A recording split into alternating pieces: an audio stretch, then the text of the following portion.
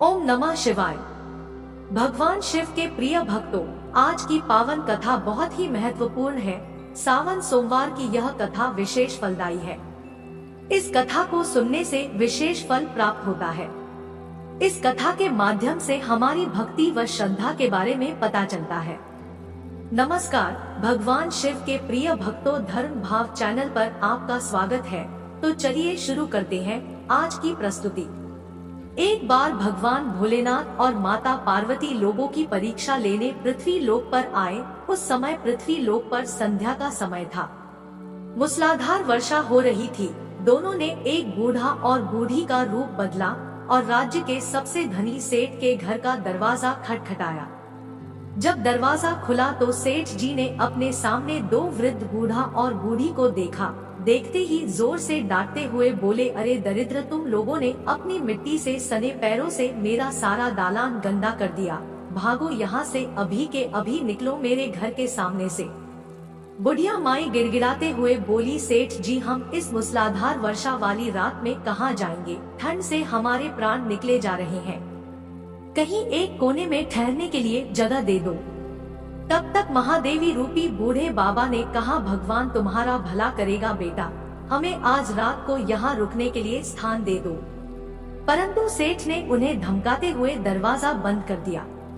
फिर बुढ़िया माई ने कहा, देखिए सामने प्रकाश में टूटी हुई झोपड़ी दिखाई दे रही है, शायद वहाँ पर हमें आसरा मिल जाए। इस पर बूढ़े बाबा ने कहा, इतना धनी सेठ जिसके पास धन की जगह की कोई कमी नहीं थी, उसने हमें आश्रय नहीं दिया, तो क्या यह दीनहीन गरीब जिसके खुद के घर में पानी टपक रहा हो, क्या वह हमें आश्रय देगा? अगर ठहरने को जगह मिल भी गई तो रात भर में बिना ओढ़े बिछाए इन भीगे कपड़ों में तो हमारे प्राण ही निकल जाएंगे। बुढ़िया माई ने कहा, अब कुछ भी हो, अब मुझसे और आगे चला नहीं जाएगा। जो भी हो, हमें उसी झोपड़ी में आश्रय लेना होगा। इस तरह दोनों ने आगे बढ़कर उस गरीब का दरवाजा खटखटाया। दूसरे ही क्षण हाथ में दिया लिए मैली फटी धोती पहने एक स्त्री ने दरवाजा खोला। उन दोनों की दशा देखते ही वह करुणा भरे स्वर में बोली, हाय हाय बूढ़ी मैया, बूढ़े बाबा, तुम इस अंधेरी रात में कहाँ भटक रहे हो? आओ आओ भीतर आओ। उन्हें सहारा देकर वह भीतर ले गई। छोटी सी कोठरी में दो टूटी फूटी चारपाई पड़ी थी। उन में से एक को खाली करके स्त्री ने उस पर बैठने को कहा। बूढ़ी मैया और बूढ़े बाबा के कपड़ों से कोठरी गीली हो चुकी थी, परंतु उस स्त्री ने उनकी तनिक भी चिंता न करके जल्दी जल्दी अंगीठी से आग जलाकर उन्हें सुलगा दिया और उन्हें तापने के लिए कहा। संदूक से दो पुराने परंतु धुले हुए कपड़े लाकर बोली, बाबा आप लोग अपनी भीगे कपड़े उतार कर इन्हें लपेट लो। क्या करूं, बहुत गरीब हूँ, इसलिए इन्हीं दो कपड़ों में काम चलाना होगा। आपके कपड़े में निचोड़ कर फैला देती हूँ। उन्हें कपड़े बदलवा कर वह दालान में गई और दो पीतल की छोटी छोटी थालियों में बथुए का साग तथा बाजरे की रोटी रख दी। उसने बुढ़िया माई से कहा, है माता जी, आज मेरे घर में यही भगवान का प्रसाद है। मुझे बहुत दुख है कि न तो घर में घी है, न तो दूध है और न ही चीनी। इस पर बुढ़िया माई ने कहा, कोई बात नहीं, हमें तो यह भोजन बड़ा ही स्वादिष्ट लगा। वे दोनों खाते हुए बोले। थोड़ी देर में उस स्त्री का पति आ गया। वह बेचारा भी रोजगार की तलाश में दिन भर घूम घूम कर थका मांदा लौटा था। पत्नी ने अतिथियों को भोजन खिलाने के बाद उसे चुपके से द्वार पर ले गई और धीरे से सारा हाल कह सुनाया। यह सुनकर वह भी बड़ा प्रसन्न हुआ। फिर दोनों ने अपने बिछौने उन दोनों वृद्धों को देकर उन्हें खाट पर सुला दिया और स्वयं वो दोनों एक फटा पुराना ओढ़कर धरती पर लेट गए। प्रातः काल जब बारिश बंद हो गई तो वे बूढ़ा बुढ़िया जाने लगे। तब उस गरीब महिला ने उन्हें हाथ जोड़कर सूरज निकलने तक रोका। फिर घर में थोड़े से गेहूं पड़े थे, उन्हें पीसकर आटा गूंदकर रोटियां बना दी और उन्हें खिलाई और कहा, माता हम निर्धन हैं, जैसी सेवा करनी चाहिए थी वैसी न कर सकी। आशा है मैया आप क्षमा करेंगे। बाबा आप भी मुझे क्षमा करना।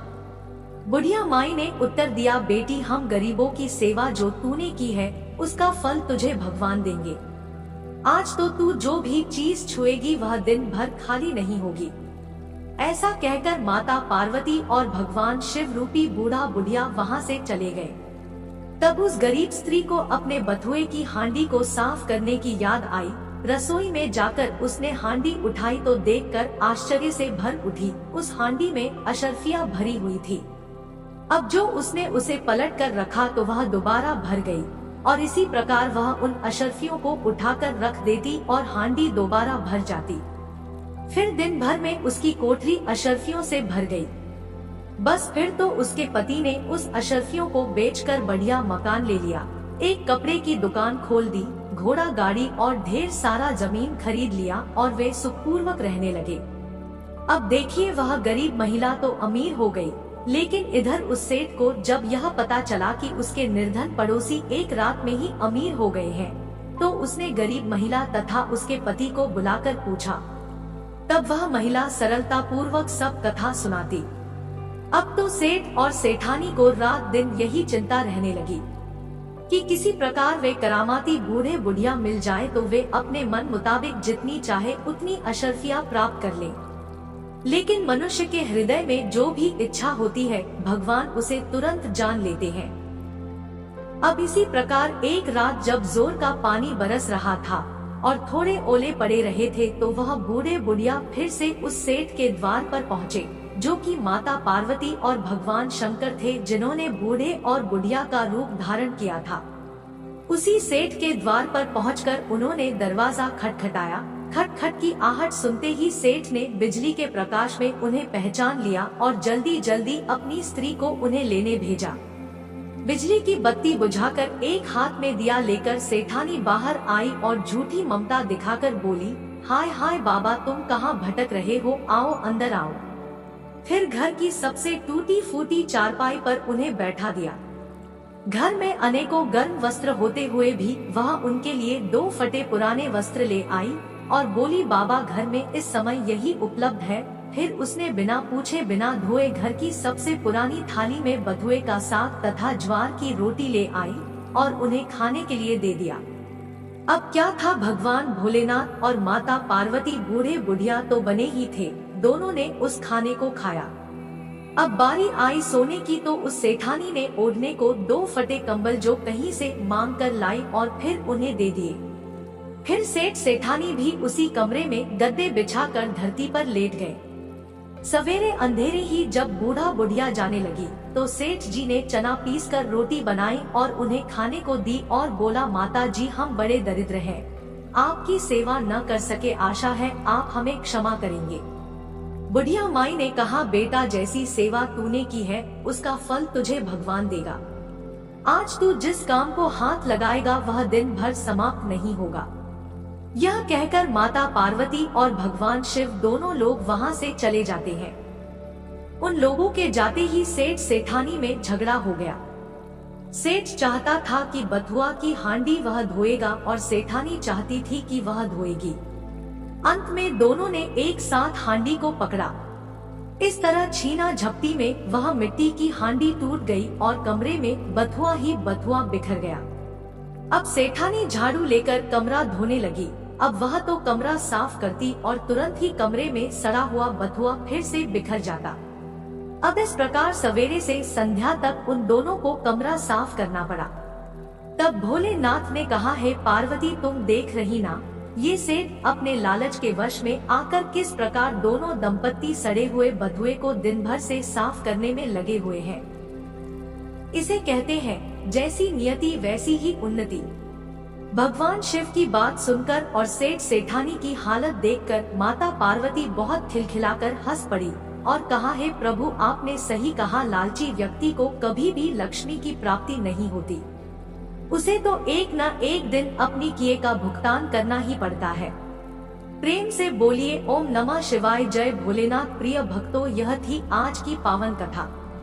यह कथा हमें सीख देती है कि हमारे मनोभाव भगवान से कभी भी छिपी नहीं रहते। हमें भगवान के प्रति सच्ची श्रद्धा भक्ति रखनी चाहिए।